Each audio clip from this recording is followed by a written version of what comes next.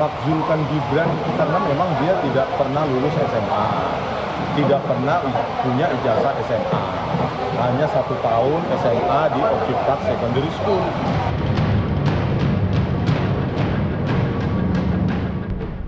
Di Orchid Park Secondary School. Yang nyarikan saya ngerti lah.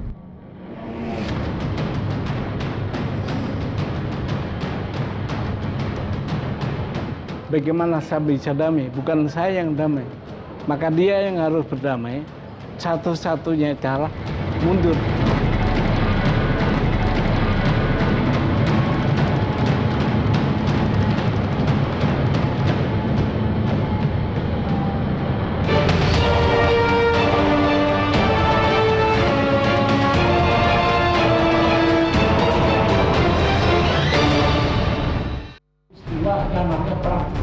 Pedagogi sama sekali sampai detik ini ya. Ahli digital forensik Rismon Sianipar dan sejumlah tokoh di Solo termasuk mantan Menpora Roy Suryo pada hari Senin sore menghadiri deklarasi makzulkan Gibran adili Jokowi. Rismon menyuarakan dan mengajak masyarakat untuk memakzulkan Wapres Gibran Rakabuming Raka dan adili Joko Widodo di sebuah kafe di Solo. Rismon menganggap ijazah SMA Gibran palsu dan hal ini juga diketahui oleh ayahnya yaitu Jokowi. Namun tetap membiarkan anak yang maju sebagai Wapres mendampingi Prabowo. Masuk ke diploma itu syaratnya adalah lulus SMA atau lulus kelas 12. Jadi patut diduga dia memalsukan ijazah SMA untuk masuk ke diploma UTS Insert gitu. Karena tidak mungkin masuk ke diploma tanpa lulus kelas 11, kelas 12, melalui kelas 11 dan kelas 12. Karena menurut Dr. Eko Susanto dia melompat ke diploma. Nah, diploma inilah yang dipakai justru untuk menyetarakan ijazah SMK sehingga terbitlah surat keterangan Agustus 2019 yang lalu yang diterbitkan dan ditandatangani oleh Dr. Sutanto SHMA, Sekretaris Ditjen Dikdasmen 1 itu. Dikutip dari cnnindonesia.com, Management Development Institute of Singapore MDIS sudah buka suara soal kualifikasi pendidikan Wakil Presiden Indonesia Gibran Rakabuming Raka yang menjadi sorotan. Dalam pernyataan resmi yang dirilis pada Rabu 1 Oktober, MDIS membenarkan bahwa Gibran pernah kuliah di sana sejak tahun 2007 hingga 2010. Selama periode tersebut, Gibran menyelesaikan diploma lanjutan, dilanjutkan dengan gelar sarjana sains honors di bidang pemasaran yang diberikan mitra MDIS saat itu, yaitu University of Bradford, Inggris. Polemik latar pendidikan Gibran menjadi sorotan belakangan ini lantaran digugat oleh Suban Palal. Gugatan itu didaftarkan secara perdata pada 29 Agustus 2025 ke Pengadilan Jakarta Pusat. Gugatan juga ditujukan untuk Komisi Pemilihan Umum. Sementara itu, mantan Presiden ke-7 Republik Indonesia Joko Widodo beberapa waktu lalu menyebut orang-orang yang mempersoalkan ijazahnya tidak akan berhenti. Setelah mempersoalkan ijazahnya dan ijazah putra sulungnya Gibran Rakabuming Raka, sebentar lagi dikatakan Jokowi mereka akan mempersoalkan ijazah cucunya Jan Etes. Ijazah Jokowi dimasalahkan, ijazah Gibran dimasalahkan, nanti sampai ijazah Jakarta dimasalahkan. Ya tapi ya apapun ikuti proses hukum yang ada, ya semuanya kita layani. Jokowi mengaku keluarganya siap menghadapi perkara yang sedang berlangsung di Pengadilan Negeri Jakarta Pusat. Lantas, apakah polemik ijazah Gibran ini akan berujung pada pemakzulan? Head to Head with Elvira akan membahasnya malam hari ini. Disiarkan langsung dari Studio 2 CNN Indonesia. Inilah Head to Head with Elvira. Selamat malam, desakan pemakzulan kembali disuarakan. Kursi Wapres Gibran kini dipertanyakan. Roy Suryo dan kawan-kawan membawa tudingan soal riwayat Gibran di bangku pendidikan. Ijazah digugat memicu perdebatan. Inikah jalan baru untuk pelengseran? Sejumlah narasumber sudah hadir untuk membahas hal ini. Sudah bersama kami di Studio 2 CNN Indonesia. Saya undang Andi Aswan, Koordinator Rumah Juang Prabowo Gibran. Bang Andi, selamat malam. Apa kabar Bang? Silahkan. Kemudian saya undang Roy Suryo, pakar telematika, belum hadir tapi sudah dekat. Nanti kita akan invite. Kemudian Davi Payung, Wakil Ketua Umum Relawan Bara JP. Selamat malam, Bang David. Malam, Mbak. Silahkan.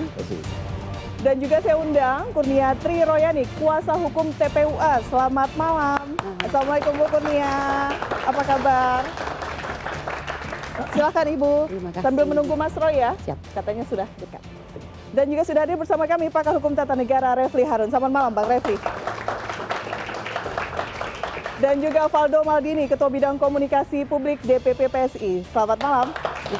Assalamualaikum.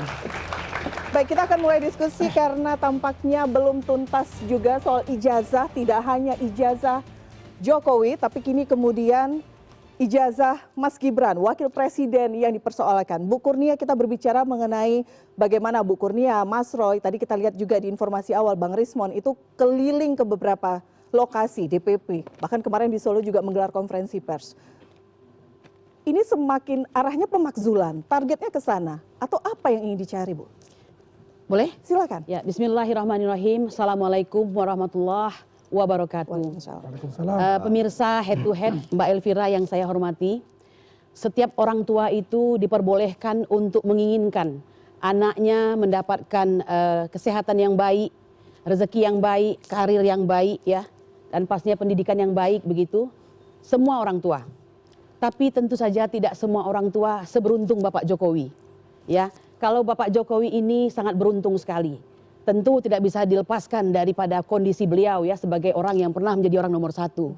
Ketika beliau menginginkan anaknya menjadi wali kota, alhamdulillah bisa dilaksanakan ya. Lalu baru genap 2 tahun berubah pula keinginan untuk menjadi wakil presiden dan ternyata pada hari ini beliau adalah wakil presiden. Fakta notoirnya begitu.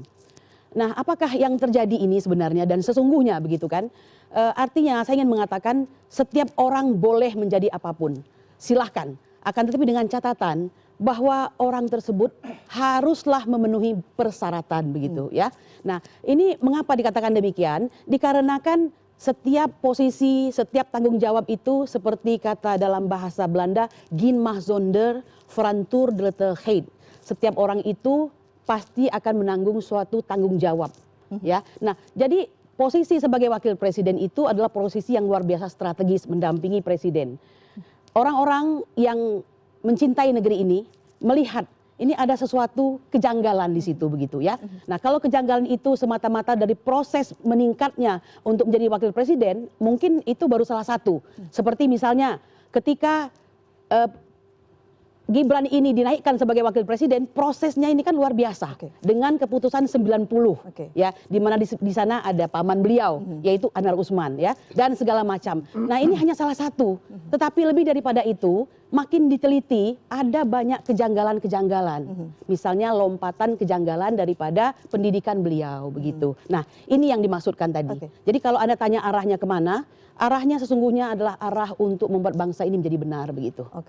Saya kira begitu Mbak Elvira. Jadi gambarannya seperti itu ya, prosesnya ketika menjadi wakil presiden itu menjadi catatan, kemudian sekarang ijazahnya, riwayat pendidikan, itu juga menjadi pertanyaan yang belum terjawab. Menurut Bu Kurnia? Bukan menurut saya, itu fakta notoir sebenarnya. Baik, bagaimana menurut Bang Andi? Iya, Vira, kalau kita bicara tentang ijazahnya Mas Gibran, ya ini kan kembali lagi dulu, ijazahnya Pak Jokowi, ijazahnya Mas Gibran, nanti ijazahnya Ibu Iriana, akhirnya ijazahnya Jan Etes. Itu akan terjadi seperti itu. Karena kita melihat begini, apa sih tujuan mereka mencek ijazah Pak Jokowi dan Mas Gibran? Apa sih arahnya? Kemana sih arahnya itu? Akhirnya kan terbuka semua bahwa itu arahnya adalah pemakzulan Mas Gibran sebagai Wakil Presiden Republik Indonesia yang dipilih oleh 58% rakyat Indonesia. Secara konstitusi sudah jelas, sudah juga dilantik dan sebagainya. Kalau kita berbicara ijazah, ayo kita bisa adu data untuk itu. Di mana? Kalau kita menggambarkan ijazah, seringkali saya bicara tentang ijazah Mas Gibran, ya, selalu dikatakan harus mengikuti aturan-aturan dari Indonesia. Sedangkan beliau itu adalah bersekolah dan berkuliah itu di luar negeri. Di mana permasalahannya gitu loh, ya. Seseorang yang sekolah maupun kuliah di luar negeri itu ingin mendharma baktikan kemampuan dia, ingin bekerja untuk rakyat Indonesia, ingin memberikan sumbangsi yang besar kepada negara ini. Kemudian dinafikan dengan kata-kata dia tidak lulus SMA. Itu pertanyaan konyol buat saya. Karena apa? Kalau kita membandingkan kurikulum yang di Indonesia dengan kurikulum yang di luar negeri, apalagi Commonwealth country, itu sudah berulang kali dikatakan. Di luar negeri itu hanya 2 poin, terutama di Commonwealth countries, di Singapura, katakanlah. Di situ hanya primary school dan secondary school. Ini juga jelas berulang kali kita katakan. Di primary school 6 tahun, untuk secondary school, untuk express itu 4 tahun, kemudian 5 tahun untuk yang natural, yang biasa. Ini sudah kita jelaskan juga seperti itu. Artinya apa? Di sana orang Indonesia, orang luar negeri yang ingin berkuliah sebagai hubnya, mau ke UK, mau negara Commonwealth countries, mau ke Australia, mereka itu mengambil di mana? Di Singapura. Karena apa? Di Singapura itu bisa menghemat, terutama umur, karena di sana itu hanya 4 tahun dan 5 tahun untuk secondary school. 4 tahunnya itu apa? Ketika dia SMP 6+3, katakanlah di Indonesia, dia lulus SMP itu dihitung 9 tahun. Dia tinggal menambah yang namanya 1 tahun, ya, dan menambah untuk 2 tahun. 1 tahun itu yang ekspres, yang 2 tahun itu adalah yang ordinary, yang natural. Ya, jadi di sana itu tidak ada namanya ijazah, ya. Sehingga adanya O level dan A level. Yang kemudian dipermasalahkan itu kemudian tidak cukup signifikan. Tidak cukup signifikan. Persoalan yang harus kita jawab bersama. Iya, jadi begini juga kalau kita lihat apa sih motivasinya gitu ya. Dan kemudian itu kan juga dibawa ke mana? Ke pengadilan oleh saudara Subhan Palal itu mengenai masalah SMA. Ketika saya challenge, Pak Prabowo itu lulusan dari luar negeri juga loh, SD sampai SMA. Apa dijawab? Tidak bisa dijawab. Dia malah menjawabnya, akademi militer itu sudah membuktikan bahwa dia lulus SMA. Di mana gaya berpikirnya itu? Oke. Not make sense buat kita. Oke, not make sense. Not make sense. Menurut Anda, Bang Refli, not make sense apa yang kita bicarakan saat ini? Apakah ini hanya soal melulu kita bertarung ide gagasan mempertanyakan ijazah, atau sebenarnya ada hal yang lebih besar sebenarnya di balik ini? Iya, begini. Saya tidak mau terjebak pada hal-hal teknis dulu ya. Kita sebagai orang hukum tata negara, saya mau memberikan bingkai dulu. Jadi satu, tidak ada kaitan antara berapa persen Anda dipilih dengan upaya impeachment. Karena konstitusi kita menyediakan pintu itu. Pintu untuk dipilih dan pintu untuk diberhentikan. Namanya pemberhentian presiden. Sepanjang dia memenuhi syarat, maka presiden dan atau wakil presiden itu bisa di-impeach. Tidak betul juga kalau kemudian dia satu paket, lalu di-impeach harus dua-duanya. Salah satu bisa, dua-duanya bisa. Makanya dikatakan dan artinya kumulatif atau artinya alternatif. Itu alasan untuk meng-impeach itu ada 3 kategori besar. 1, melakukan pelanggaran hukum berat seperti pengkhianatan terhadap negara, kemudian suap, korupsi, tindak pidana berat lainnya, dan intinya yang ancaman hukumnya 5 tahun ke atas. Yang kedua adalah melakukan perbuatan tercela. Nah, yang ketiga adalah tidak lagi memenuhi syarat sebagai presiden dan atau wakil presiden. Dari semua 3 kategori syarat tersebut, maka kita bertanya, kalau misalnya ada the trial of impeachment terhadap Gibran Rakabuming Raka, syarat mana yang kemudian pasal atau artikel impeachment mana yang bisa digunakan? Nah, saya mengatakan ya, 3 itu bisa digunakan semua. Misalnya pelanggaran hukum berat. Kalau misalnya bisa dibuktikan bahwa dokumen-dokumen pendidikan Gibran itu dalam tanda kutip sengaja dipalsukan misalnya, maka kan bisa kena ancaman hukuman 6 tahun untuk tindak pidananya. Dan itu berarti pelanggaran hukum berat. Masuk kategori pertama. Kalau misalnya dia sengaja membuat informasi yang mislead terhadap pendidikannya, bisa masuk perbuatan tercela karena dia tidak mengakui. Belum lagi kalau kita bicara fufu fafa. Kalau dia kemudian bisa dibuktikan bahwa dia tidak memiliki ijazah yang setara dengan SMA, ya, maka kemudian masuk tidak lagi memenuhi syarat. Nah, semua hal tersebut tentu harus dibuktikan. Harus kita lihat dari sisi perspektif good governance dan clean government. Kan gonjang-ganjing soal ijazah ini itu sudah sejak lama. Saya ingat tuh Dr. Tifa misalnya, sayang dia tidak hadir di sini, pernah mempermasalahkan tidak hanya soal ijazah Jokowi, tapi ijazah Gibran juga.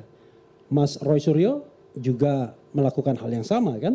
Sejak 2022 sudah dipersoalkan. Jadi bukan hari ini saja. Bahkan ketika Jokowi berkuasa sudah dipersoalkan. Nah, pertanyaannya adalah bagaimana cara menyelesaikan persoalan ini? Harusnya otoritas yang paling bertanggung jawab itu mengeluarkan semacam apa istilahnya? Mengeluarkan data-data yang tidak bisa ditolak lagi. Misalnya kita ingat antara KPU dan Setnek misalnya. KPU dan Setnek itu memiliki urutan riwayat pendidikan Gibran yang berbeda. Di Setnek itu UTS ditaruh di terakhir. Jadi dia dibilang bahwa 2007-2010 dia UTS. Sementara di KPU 2004-2007 UTS-nya. Yang terakhirnya MDIS-nya. Nah, ini saja sudah menimbulkan pertanyaan. Karena ini dua institusi yang sama-sama kredibel harusnya. Satu untuk sebagai wapres, satu sebagai wapresnya ketika terpilih. Kok bisa berbeda? Dan so far tidak ada yang namanya clear statement dari dua institusi ini menyangkut perbedaan data yang sangat mencolok tersebut. Jadi nantilah saya kira Roy Suryo akan lebih bisa mendetailkan berdebat, tetapi saya ingin memberikan bingkai hukum tata negaranya dulu. Jadi ijazah oke, tapi yang lainnya juga punya peluang untuk dilakukan impeachment atau pemberhentian. Pintu ke arah sana, celah pemakzulan sangat besar. Dan sekali lagi saya katakan, mengusulkan impeachment atau pemakzulan terhadap seorang presiden dan atau wakil presiden itu sesuatu yang sah secara konstitusi, nggak ada masalah. Sama seperti kita minta presiden dan wakil presiden mundur, sah juga. Bahkan kalau kita bicara tentang teori tentang berkonstitusi, kalau ada rakyat geruduk dan kemudian memaksa presiden dan wakil presiden mundur, kemudian lari presiden dan wakil presidennya, itu bisa dibenarkan secara ekstra konstitusional. Dan secara post factum, kalau itu berhasil, maka itu menjadi new legal order. Baik. Begitu ya? Oke, baik. Kita akan bahas lagi apakah kemudian ini hanya soal tadi disampaikan Bang Refli memang ada celah untuk pemakzulan atau sebenarnya ada politik lain bermain di belakang. Kami akan bahas usai jeda, tetap bersama kami di Head to Head with Elvira.